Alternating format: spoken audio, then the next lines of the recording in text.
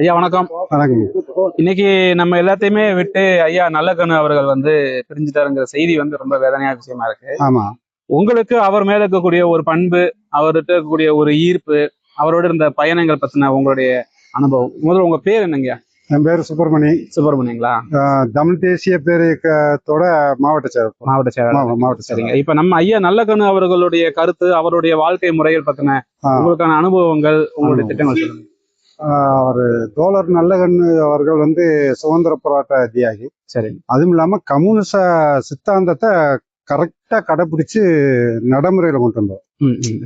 அதாவது எந்த பணத்துக்கோ ஆள் பலத்துக்கோ இருக்கோமோ அடிபணியாம மக்கள் என்ன, சேவைன்னா என்ன, கம்யூனிசம்னா என்னன்னு வாழ்ந்து காட்டிடுவோம். அவர் போராட்டத்துல நான் ஒரு 3 மாநாட்டில் ஆரம்பிச்சேன். சரி.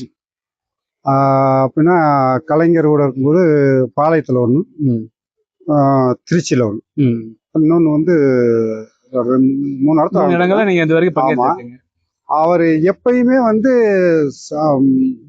ஒரு ட்ரெஸ் போடுறதுல கூட சிறப்பா, அதாவது எப்படி கேட்டேன், ஏழ்மையா, அதாவது பக்குவம் உள்ளவரா, மக்களுக்கான ஒரு போராட்டம்னா என்னங்கிற வடிவத்தை எடுத்து சொன்னவர் நல்லகண்ணு.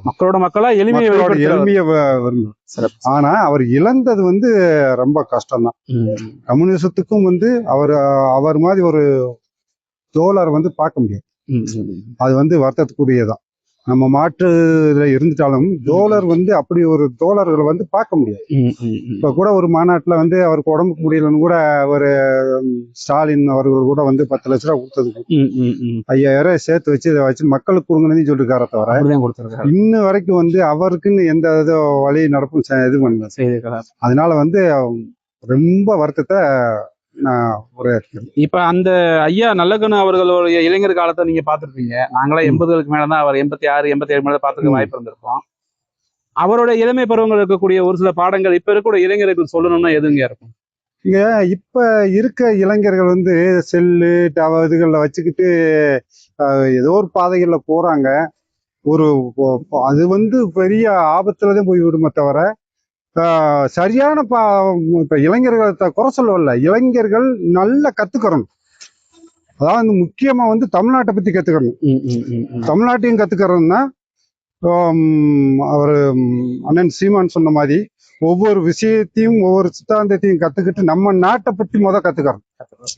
அடுத்த நாட்டுகளுக்கும் அடுத்த மாநிலங்களுக்கும் நம்ம உள்ள வழிமுறை என்ன, நம்ம இன்னைக்கு எவ்வளவு தொலைக்கு பின்தங்கி போய்கிட்டு இருக்கோம். தமிழர்கள் என்பது ஏகப்பட்ட பின்தாங்கல் போறோம்.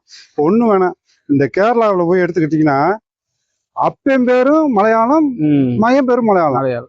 ஆனா தமிழ்நாட்டுல மட்டும்தான் அப்பன் பேரு இங்கிலீஷு, மயம் பேரு தமிழ். இது எவ்வளவு வேதனைக்குரியதா இருக்குன்னு தெரியுமா?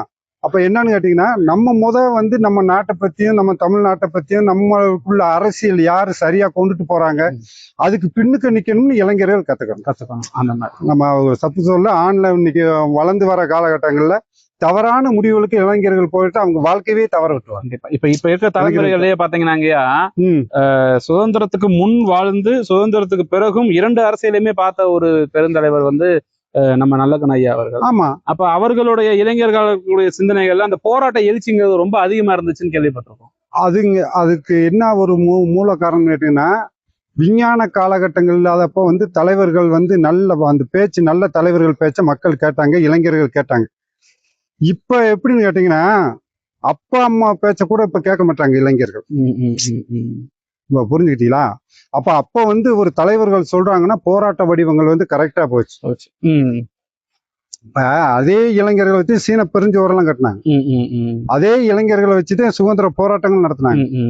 பகத்சிங்கும் ஒரு இளைஞர்கள் தான். அப்ப அவர்கள் பின்னுக்கு இளைஞர்கள் நின்னாங்க. இப்ப என்ன ஆகுதுன்னா, சினிமா அந்த கலாச்சாரங்கள்ல போறது, அந்த ஆக்டிங் பண்றது, ஒரு பைக்கு கூட ஒழுங்கு முறையா ஓட்ட தெரியல இன்னைக்கு.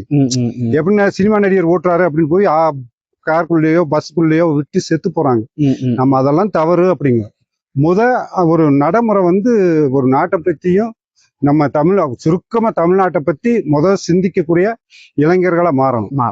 அது மாறினா மட்டுமே நம்ம தமிழர்கள் தான் முன்னோர்ல இருந்து எல்லாருக்கும் சொல்லி கொடுத்தது. வெள்ளைக்காரனுக்கு பாத்தீங்கன்னா ஒரு கல் எடுத்து கூட எரிய தெரியாது. அதை கத்து கொடுத்தது நம்ம தான். எல்லாத்தையுமே தீபம் விளக்கு எல்லாமே நம்ம தான் கத்து கொடுத்தோம். அதுக்கு பிறகு அவங்க கத்துக்கிட்டாங்க. அவங்களுக்கு இன்னைக்கு பூரா நம்ம அடிமையா இருக்கோம்.